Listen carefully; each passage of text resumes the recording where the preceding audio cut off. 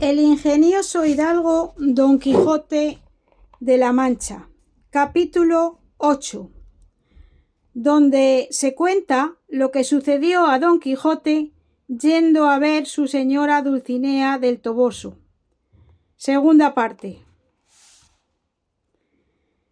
Bendito sea el todopoderoso Alá, dice Hamete Benjelí al comienzo de este 8º capítulo. Bendito sea Alá, repite 3 veces. Y dice que da estas bendiciones por ser que tiene ya en campaña a Don Quijote y a Sancho, y que los lectores de su agradable historia pueden hacer cuenta que desde este punto comienzan las hazañas y donaires de Don Quijote y de su escudero. Persuádeles que se les olviden las pasadas caballerías del ingenioso hidalgo y pongan los ojos en las que están por venir, que desde agora en el camino del Toboso comienzan como las otras comenzaron en los campos de Montiel, y no es mucho lo que pide para tanto como él promete, y así prosigue diciendo: solos quedaron Don Quijote y Sancho, y apenas se hubo apartado Sansón, cuando comenzó a relinchar Rocinante y a suspirar el rucio, que de entrambos, caballero y escudero, fue tenido a buena señal y por felicísimo agüero, aunque si se ha de contar la verdad, más fueron los suspiros y rebuznos del rucio que los relinchos del Rocín, de donde coligió Sancho que su ventura había de sobrepujar y ponerse encima de la de su señor, fundándose no sé si en astrología judiciaria, que él se sabía, puesto que la historia no lo declara, solo le oyeron decir que cuando tropezaba o caía se holgara no haber salido de casa, porque del tropezar o caer no se sacaba otra cosa sino el zapato roto o costillas quebradas, y aunque tonto, no andaba en esto muy fuera de camino. Díjole Don Quijote: Sancho amigo, la noche se nos va entrando a más andar y con más escuridad de la que habíamos menester para alcanzar a ver con el día al Toboso, a donde tengo determinado de ir antes que en otra aventura me ponga, y allí tomaré la bendición y buena licencia de la sin par Dulcinea, con la cual licencia pienso y tengo por cierto de acabar de dar felice cima a toda peligrosa aventura. Porque ninguna cosa de esta vida hace más valientes a los caballeros andantes que verse favorecidos de sus damas. Yo así lo creo, respondió Sancho, pero tengo por dificultoso que vuestra merced pueda hablarla ni verse con ella en parte, a lo menos que pueda recibir su bendición si ya no se la echa desde las bardas del corral, por donde yo la vi la vez primera, cuando le llevé la carta donde iba las nuevas de las sandeces y locuras que vuestra merced quedaba haciendo en el corazón de Sierra Morena. Bardas de corral, se te antojaron aquellas, Sancho, dijo Don Quijote, a donde o por donde viste aquella jamás bastantemente alabada y gentileza y hermosura. No debían de ser sino galerías o corredores o lonjas o como las llaman los ricos y reales palacios. Todo pudo ser, respondió Sancho, pero a mí bardas me parecieron, si no es que soy falto de memoria. Con todo eso, vamos allá, Sancho, replicó Don Quijote, que como yo la vea, eso se me da que sea por bardas, que por ventanas, o por resquicios, o por verjas de jardines que cualquier rayo que del sol de su belleza llegue a mis ojos, alumbrará mi entendimiento y fortalecerá mi corazón, de modo que quede único y sin igual en la discreción y en la valentía. Pues en verdad, señor, respondió Sancho, que cuando yo vi ese sol de la señora Dulcinea del Toboso, que no estaba tan claro, que pudiese echar de sí rayos algunos, y debió de ser que como su merced estaba ahechando aquel trigo que dije, el mucho polvo que sacaba se le puso como nube ante el rostro y se la escureció. Que todavía da, Sancho, dijo don Quijote, en decir, en pensar, en creer y en porfiar que mi señora Dulcinea echaba trigo, siendo eso un menester y ejercicio que va desviado de todo lo que hacen y deben hacer las personas principales que están constituidas y guardadas para otros ejercicios y entretenimientos que muestran a tiro de ballesta su principalidad? Mal se te acuerda a ti, oh Sancho, aquellos versos de nuestro poeta, donde nos pinta las labores que hacían allá en sus moradas de cristal aquellas 4 ninfas que del Tajo amado sacaron las cabezas y se sentaron a labrar en el prado verde aquellas ricas telas que allí el ingenioso poeta nos describe, que todas eran de oro, sirgo y perlas contexas y tejidas. Y de esta manera debía de ser el de mi señora cuando tú la viste, sino que la envidia que algún mal encantador debe de tener a mis cosas, todas las que me han de dar gusto, trueca y vuelve en diferentes figuras que ellas tienen. Y así temo que en aquella historia que dicen que anda impresa de mis hazañas, si por ventura ha sido su autor algún sabio, mi enemigo, habrá puesto unas cosas por otras, mezclando con una verdad 1000 mentiras, divirtiéndose a contar otras acciones fuera de lo que requiere la continuación de una verdadera historia. Oh, envidia, raíz de infinitos males y carcoma de las virtudes.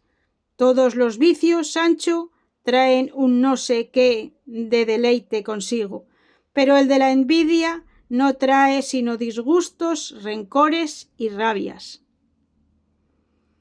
Eso es lo que yo digo también, respondió Sancho, y pienso que en esa leyenda o historia que nos dijo el bachiller Carrasco, que de nosotros había visto, debe de andar mi honra a coche acá, cinchado y, como dicen, el estricote aquí y allí barriendo las calles.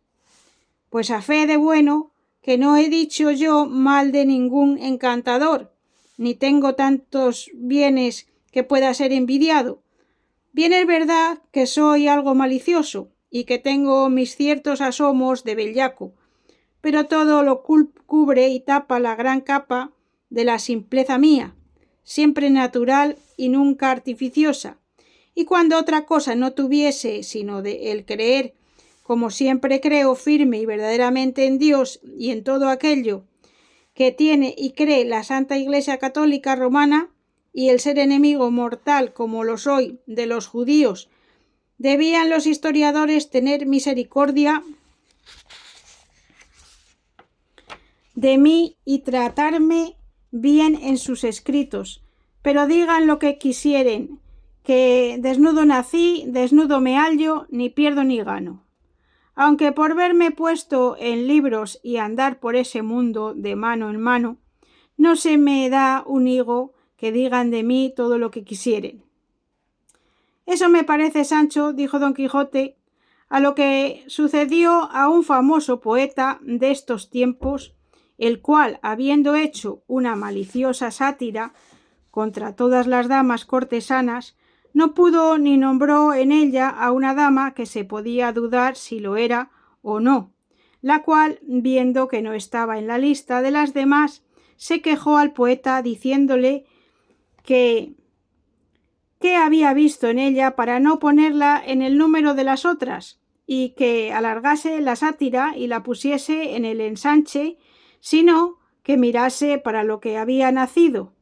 Hízolo así el poeta, y púsola cual no digan dueñas, y ella quedó satisfecha por verse con fama, aunque infame. También viene en eso lo que cuentan de aquel pastor que puso fuego y abrasó el templo famoso de Diana, contando por una de las 7 maravillas del mundo, solo porque quedase vivo su nombre en los siglos venideros, y aunque se mandó que nadie le nombrase ni hiciese por palabra o por escrito mención de su nombre, porque no consiguiese el fin de su deseo, todavía se supo que se llamaba Eróstrato. También alude a esto lo que sucedió al grande emperador Carlos V con un caballero en Roma. Quiso ver el emperador aquel famoso templo de la Rotunda, que en la antigüedad se llamó el templo de todos los dioses y ahora con mejor vocación se llama de todos los santos, y es el edificio que más entero ha quedado de los que alzó la gentilidad en Roma, y es el que más conserva la fama de la grandiosidad y magnificencia de sus fundadores. Él es de hechura de una media naranja, grandísimo en extremo, y está muy claro, sin entrarle otra luz que la que le concede una ventana, o por mejor decir claraboya, redonda, que está en su cima, desde la cual, mirando el emperador el edificio, estaba con él a su lado un caballero romano, declarándole los primores y sutilezas de aquella gran máquina y memorable arquitectura, y habiéndose quitado de la claraboya, dijo al emperador: «1000 veces sacra majestad, me vino deseo de abrazarme con vuestra majestad y arrojarme de aquella clareboya abajo, por dejar de mí fama eterna en el mundo».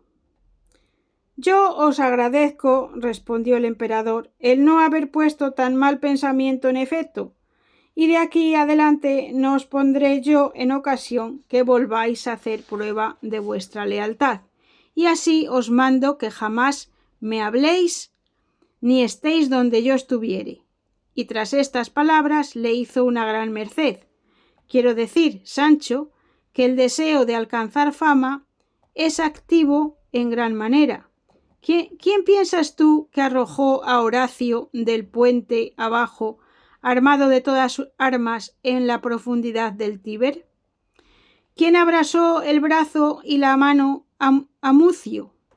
¿Quién impelió a Curcio a lanzarse en la profunda sima ardiente que apareció en la mitad de Roma?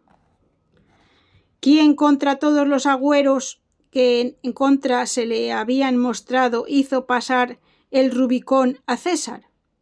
Y con ejemplos más modernos, ¿quién barrenó los navíos y dejó en seco y aislados los valerosos españoles guiados por el cortesísimo Cortés en el Nuevo Mundo?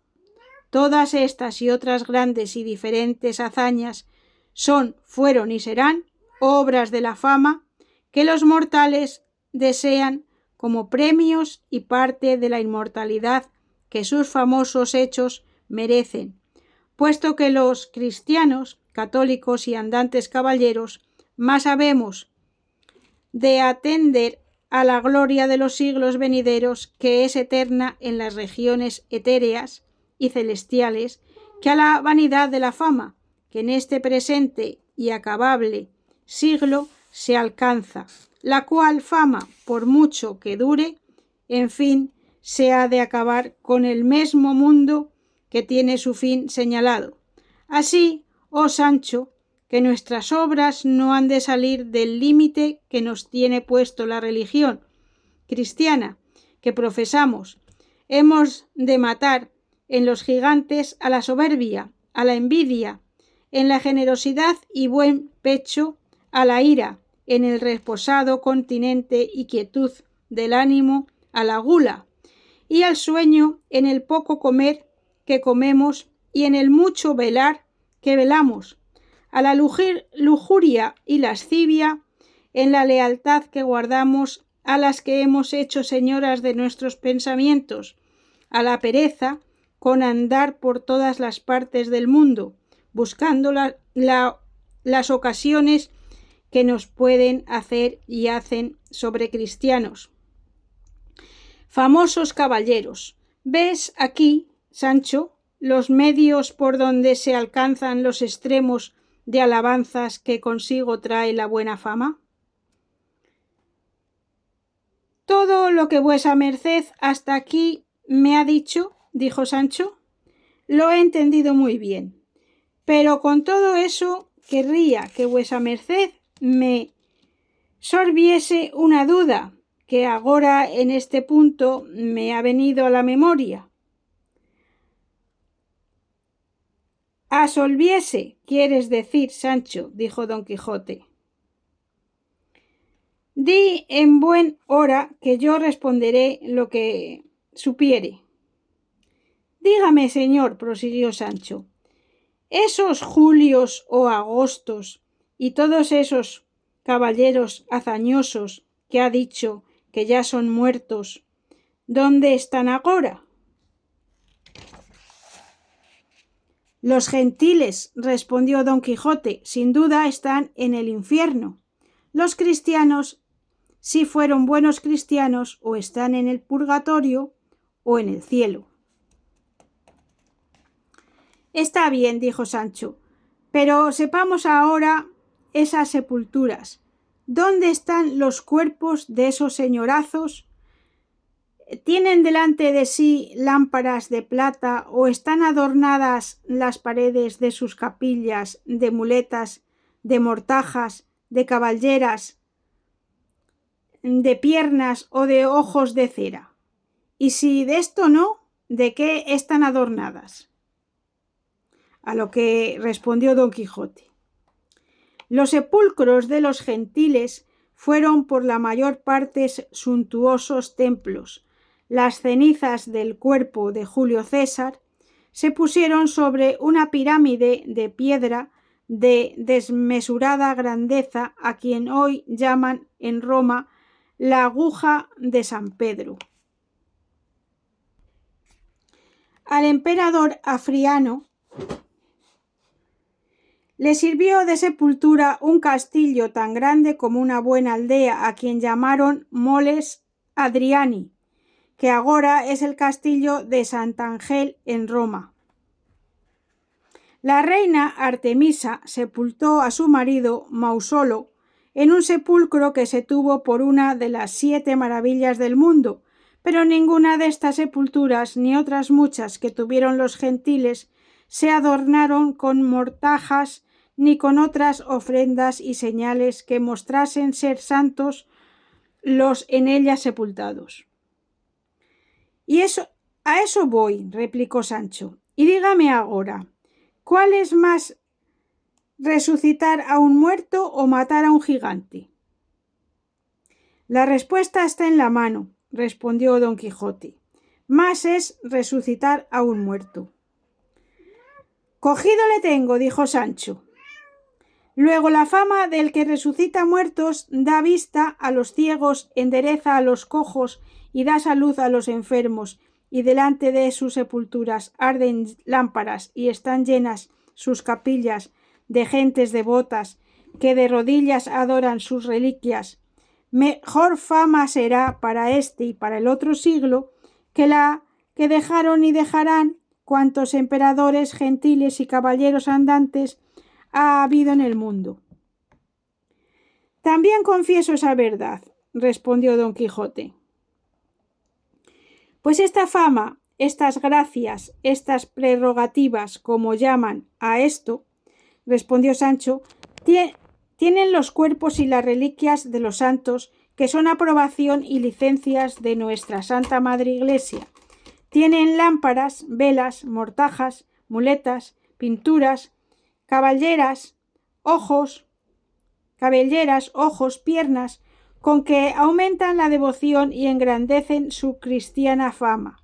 Los cuerpos de los santos o sus reliquias llevan los reyes sobre sus hombros, besan los pedazos de sus huesos, adornan y enriquecen con ellos sus oratorios y sus más preciados altares. ¿Qué quieres que infiera, Sancho, de todo lo que has dicho?, dijo Don Quijote. Quiero decir, dijo Sancho, que nos demos a ser santos y alcanzaremos más brevemente la buena fama que pretendemos, y advierta, señor, que ayer o antes de ayer, que según a poco se puede decir de esta manera, canonizaron o beatificaron 2 frailecitos descalzos, cuyas cadenas de hierro con que ceñían y atormentaban sus cuerpos se tienen ahora a gran ventura el besarlas y tocarlas, y están en más veneración que está, según dije, la espada de Roldán en la armería del rey nuestro señor, que Dios guarde. Así que, señor mío, más vale ser humilde frailecito, de cualquier orden que sea, que valiente y andante caballero. Más alcanzan con Dios 2 docenas de disciplinas que 2000 lanzadas, ora las den a gigantes, ora a vestiglos o a endriegos. Todo eso es así, respondió Don Quijote. Pero no todos podemos ser frailes, y muchos son los caminos por donde lleva Dios a los suyos al cielo. Religión es la caballería, caballeros santos hay en la gloria. Sí, respondió Sancho, pero yo he oído decir que hay más frailes en el cielo que caballeros andantes.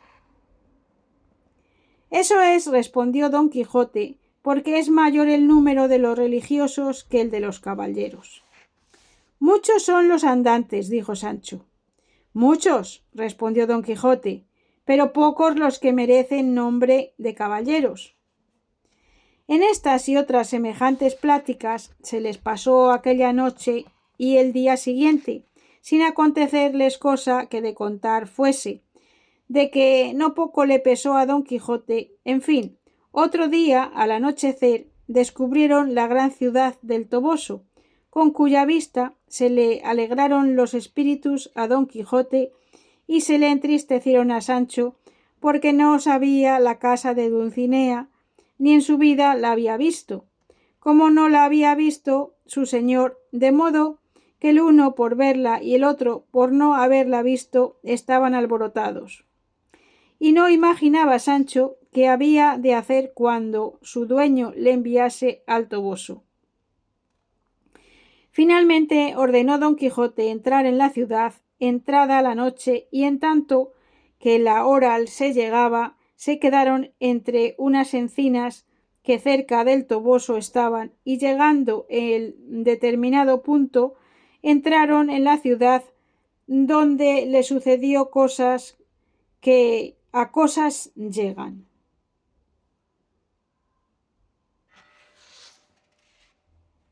Y aquí termina el capítulo 8. Si has llegado hasta aquí, muchas gracias. Regálame un like, comparte, déjame tu comentario de lo que te ha parecido el capítulo. Y mañana continuaremos con el capítulo 9, donde se cuenta lo que en él se verá. Así que no te lo pierdas y mañana nos volvemos a oír en este capítulo. Muchísimas gracias, corazón, y que tengas un gran día. Adiós.